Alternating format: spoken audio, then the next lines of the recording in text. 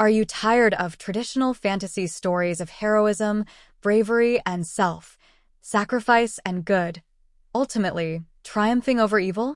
Are you sick of all those toxic white males presuming to rescue women from dangerous situations without even getting affirmative consent first?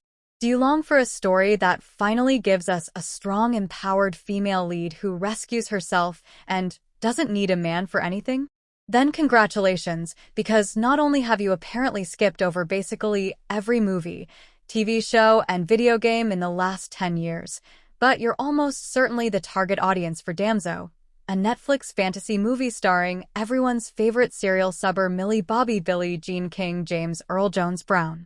And I've got to admit, when I first saw the poster for this movie, featuring a bored-looking Brown holding a sword that she probably struggled to even lift in the publicity shot, sporting the proud tagline, "This is not a fairy tale," I actually assumed it was some piece of AI-generated crap made by someone on Twitter for a laugh.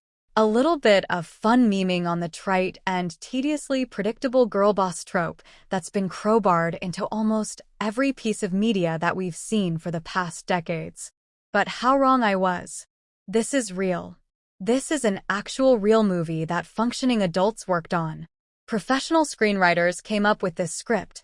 A legit production company greenlit and worked on it. Netflix agreed to distribute it.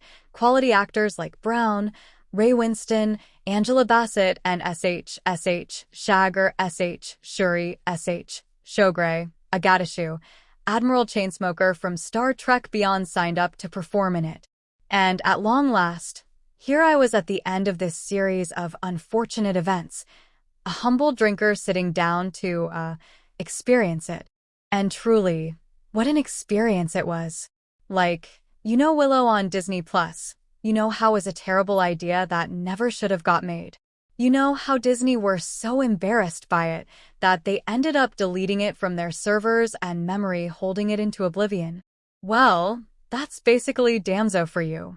I don't think I've ever seen a movie so smugly proud of itself for doing something so completely predictable and unimaginative in my entire life.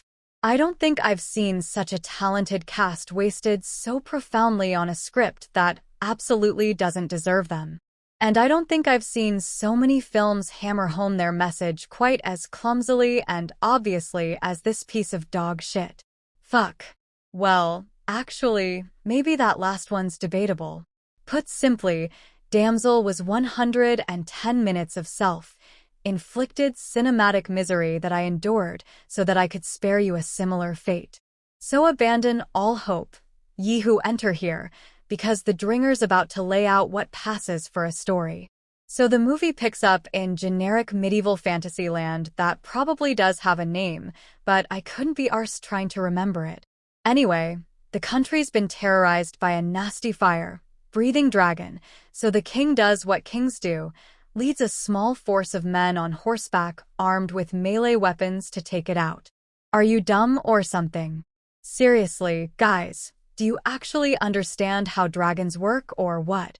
Anyway, the mission goes about as well as you'd expect, and everyone gets killed except for the king who kneels before the dragon and begs for mercy. I wonder if this might have repercussions later in the story. Flash forward a few hundred years, and not only is human civilization still at the same exact level of technological development, but we also get to meet our main man. Main woman, Elodie. Not Melody, mind you, because this is generic Fantasyland, and they're going for the classic approach of taking regular names and removing random letters to make entirely new ones. But Rinker, I hear you say. Get on with your plot summary so we can get this turd over with. No problem, inner monologue who keeps escaping into the real worlds. So Elodie is the daughter of a lord who presides over an impoverished town that seems to be located in the fucking North Pole by the looks of things. And instead of looking at diplomatic or economic solutions to their problems, she spends her days chopping firewood to help her people survive. Yeah, that's really gonna solve the problems of famine and bankruptcy. Nice one, Elodie.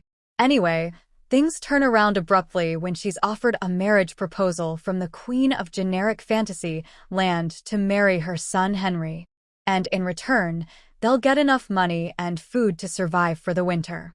Naturally, her parents think this is a good idea. Oh yeah, these are her parents, by the way. And just in case you were in any doubt that this is a modern fantasy film, you can always count on isolated medieval cultures in Northern European climates to have the kind of metropolitan racial diversity that would make New York look like the Outer Hebrides. Elodie's not particularly keen on the idea, though, because she's a strong, independent girl boss who wants to live a life of travel and adventure and doesn't want some mean, stinky man holding her back.